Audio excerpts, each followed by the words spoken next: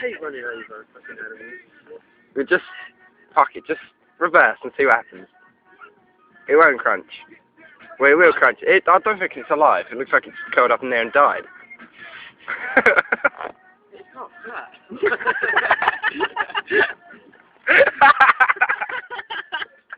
How can it get flat?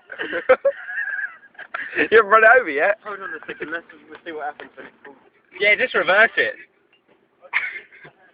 Okay. This is actually a Subway bag. Yes, this is a Subway bag that we put under his wheel, and he thinks it's a fucking bird. Oh, you're gonna squish it! Oh, Andy! You've killed it, man.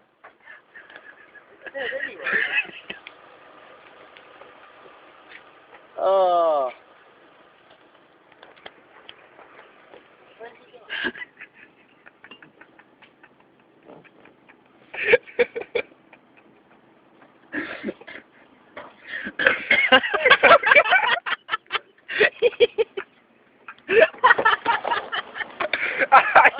You weren't even serve, was it?